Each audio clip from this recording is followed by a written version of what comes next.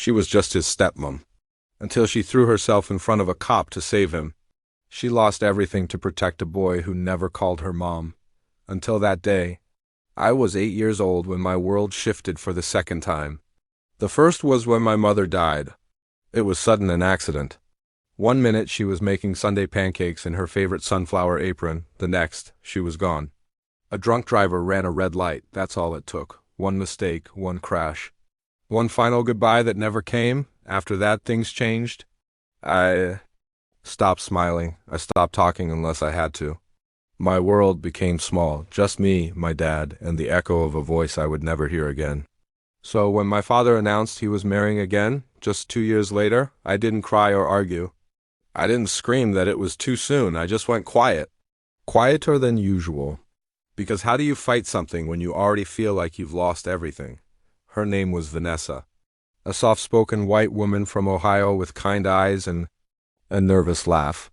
She worked as a high school history teacher and loved gardening. She wore flowy blouses, made everything from scratch, and called me honey like it was supposed to mean something. But I didn't want sweet words, I wanted my mom. The first day she moved in, I watched her place her boxes in the hallway. Closet next to the shelf where my mom's scarves still sat untouched. I hated her for that. It wasn't fair, I know. But grief doesn't care about fairness. It just sits on your chest like a brick and waits for someone to blame. Vanessa. Tried more than I ever expected. She left little notes in my lunchbox. Made my favorite dinner when I had a rough day at school, though I never told her how she knew. She even came to my football games, cheering louder than anyone else, holding a big sign with my name spelled wrong the first few times. I never responded, never looked back, never said thank you. At school, kids whispered, "Is that your real mom?" "Nah, can't be. She's white. You adopted or something?" I hated the stares, the raised eyebrows, the curiosity in their eyes like I was part of a science experiment. A black boy with a white stepmom in a mostly black neighborhood? That wasn't normal, not here. Even adults weren't subtle. I saw how they looked at her in the grocery store when she handed over her EBT card and I stood behind her in the checkout line. They'd tilt their heads, do a double take, sometimes even ask, "Is he yours?" She always answered the same way, calm. Proud, yes, he's my son. She never flinched. But I did. At night, I'd hear her cry, sometimes quietly, behind closed doors. She thought I couldn't hear.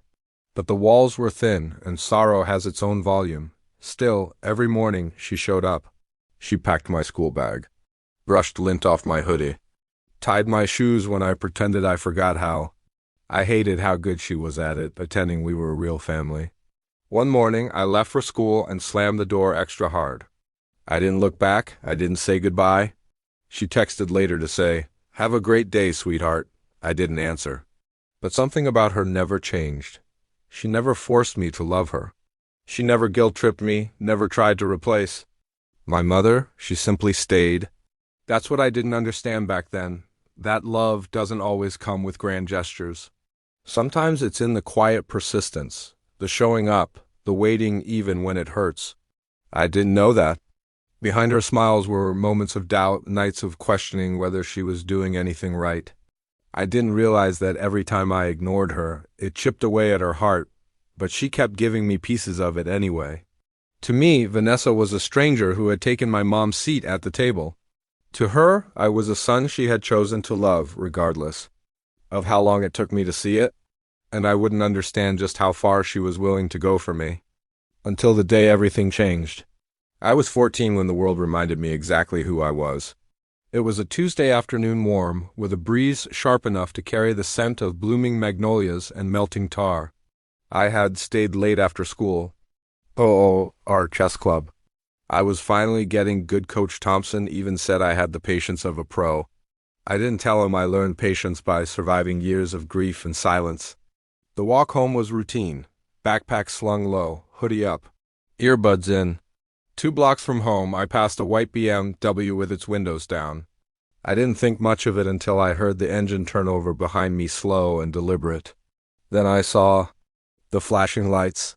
A black and white patrol car eased up beside me like a lion stalking prey. The driver's side door opened. A white cop stepped out, early 40s, square jaw, mirrored sunglasses, hand resting near his holster like it had muscle memory. "You live around here?" he asked. I pulled out one earbud. "Yeah, just a few blocks away," he stared. "We had a report, someone breaking into cars." "You matched the description." I knew better than to argue, knew better than to run. I kept my hands visible, voice low. "I just got out of school." "I have my ID in my bag." "Put the bag down." I did. "Turn around." I hesitated. "Just a second." He grabbed my shoulder and spun me faster than I could breathe, slammed me against the hood.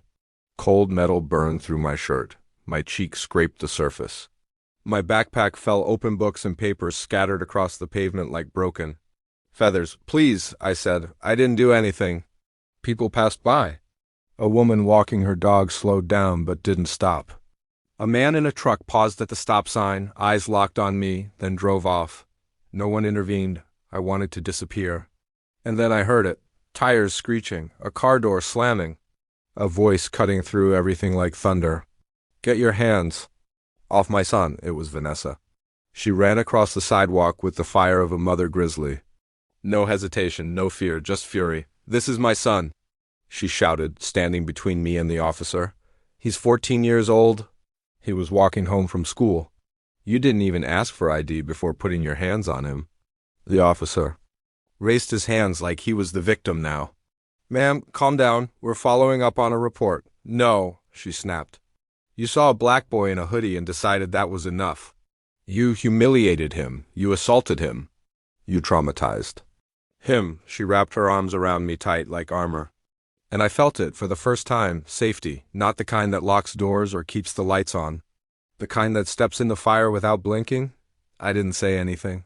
I couldn't. My throat was dry and my hands shook. The officer backed off. He didn't apologize. Just mumbled something about mistaken identity and walked away like I was a typo in his day. Vanessa stayed with me on that sidewalk for a long time. Held my hand, picked up my papers, wiped my scraped cheek with her sleeve. "I'm so sorry," she whispered. "I'm so sorry." It was the first time I saw her cry in front of me. That night, I didn't slam the door. I didn't ignore her at dinner. I watched her carefully as she sat across the table, hands trembling around a cup of tea. My dad asked what happened. She told him everything, voice steady. Not once did she downplay it. I realized then she wasn't just defending me from a cop. She was fighting a system, one she never had to face herself, one she chose to confront for me. And for the first time, I didn't see Vanessa as a stranger in my home. I saw her as the mother who showed up when it mattered most. The video went viral within 48 hours. Some teenager down the street had caught it all on their phone from the moment the cop grabbed me to the second Vanessa jumped in like a lightning bolt. The title read, "White Stepmom Defends Black Son from Police Harassment." It hit over 1 million views by the end of the week. At first, the internet praised her. Commenters called her brave, a real ally, a true mother. They didn't see the price she paid for that moment. Our small town wasn't built for viral fame. It was the kind of place where everyone knew everyone and everyone had an opinion. They weren't afraid to whisper behind closed doors. It started subtly. Vanessa went to school Monday morning and was told she didn't need to return. "Budget cuts," they said. No warning. No explanation, just gone. Then came the silence. Neighbors who used to wave from their porches suddenly looked away. The woman who always brought us fresh tomatoes from her garden stopped coming by. At church, people avoided our pew, not openly. Just enough to feel the difference. My dad tried to brush it off. "People will forget," he said. But he knew better. He'd grown up here too. At the grocery store, a woman who used to chat with Vanessa in the produce aisle now gave her a long, cold look. I saw it. And I saw the way Vanessa stood a little straighter, held her chin higher like she wouldn't let them break her spirit. But I also saw the toll, the quiet tears at night, the forced smiles. The way she sat at the kitchen table long after we'd gone to bed, staring into her tea like she was trying to figure out where she went wrong. One afternoon I asked her, "Why'd you do it? You didn't have to. You could have just let it go." She paused, then looked at me not with anger, but with a sadness that ran deep. Because no one else was going to protect you, she said. And because you're my son, whether you've said it or not? You're my son. Her voice cracked just a little on that last word. I wanted to respond, to say something that would make her feel like it was worth it. But guilt is a heavy chain, and I was still learning how to break mine. Until that moment, I don't think I ever understood what love looked like when it wasn't easy. It's not always soft hugs and birthday cakes. Sometimes love is loud, sometimes it's risky, sometimes it costs you everything. I started noticing the small things more. Like how Vanessa still made my lunch even after losing her job. How she smiled and asked about my day, even when her own had been brutal. How she started cleaning houses just to help my dad keep us afloat and never once complained about the sore knees or calloused hands. And I realized something. While the world saw a white woman saving a black boy, the truth was more complicated. Vanessa wasn't trying to be a hero. She was trying to be a mother. And not just in the way the world defines it, but in the way I had come to understand it. A mother is someone who shows up, especially when no one else will. Life didn't get better right away. In fact, it got harder. With Vanessa out of a job and my dad working overtime at the factory, money got tighter than I'd ever seen. Some nights the fridge was more echo than food. But somehow, Vanessa always managed to make something out of nothing. Rice and beans turned into a warm meal. Peanut butter sandwiches became dinner with a side of laughter she forced out of us, even when we didn't feel like smiling. She started cleaning houses. It was a far cry from her days teaching history and standing in front of a classroom. Now she scrubbed toilets, vacuumed carpets, and polished marble countertops for people who didn't look her in the eye, people who probably watched the video and scrolled right past it. But she never complained, not once. She left the house before sunrise, came home exhausted, hands red from bleach, feet dragging. Still, she smiled when she saw me. Still asked how my day went. Still called me baby, like I was 5 years old again and everything was okay. It wasn't okay, but she made it feel like maybe someday it could be I got accepted into a magnet high school across town. It was a big deal. A better education, real chances for scholarships. But it also meant a 2-hour bus ride every morning. When I told her, Vanessa lit up. That's amazing, sweetheart. I'm so proud of you. But I saw the worry flicker in her eyes. Bus fare, school supplies, uniforms. It all cost money we didn't really have. That weekend, she took on 2 more cleaning clients. And every morning after that, I woke up to the smell of toast and coffee. Vanessa already in her cleaning clothes, packing my lunch like it was a ritual. Ham and cheese sandwich, granola bar, apple slices, a little folded note in the bag each day.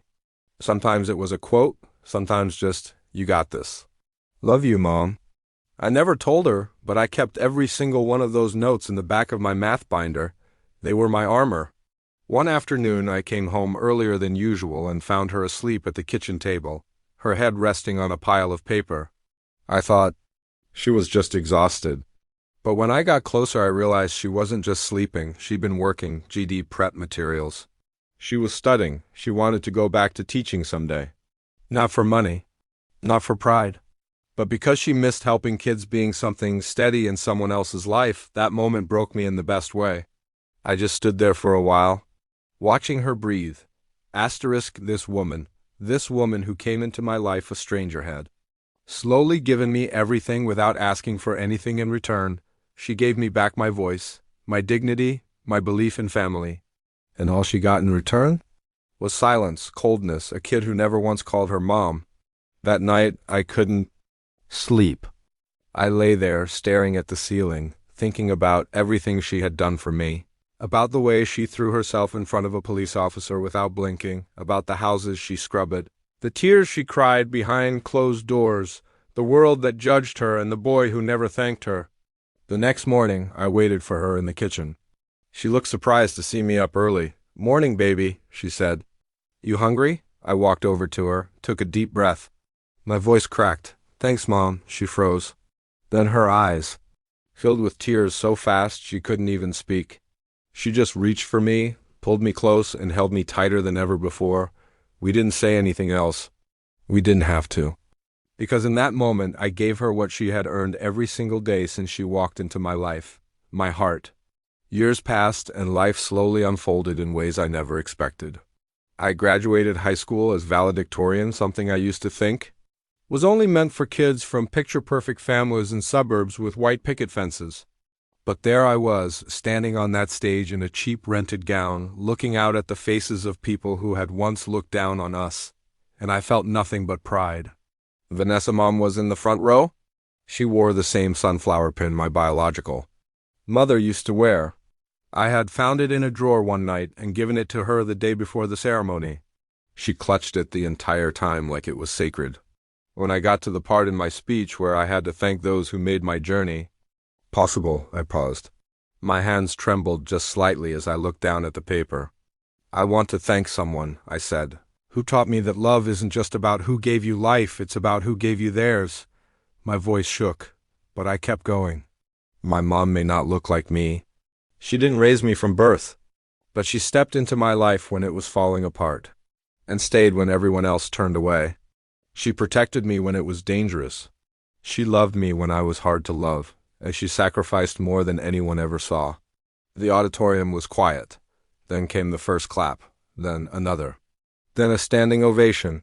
But I wasn't looking at the crowd, I was looking at her. Tears streamed down Vanessa's face. She didn't wave. She didn't shout. She just smiled, that quiet, powerful smile I had come to know. The one that said, "I'll always be here." Later that summer, I left for college, full scholarship.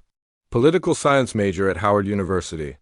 And every week without fail, she sent me a handwritten letter, no emails, no texts, just ink and paper, like she was grounding me with every word.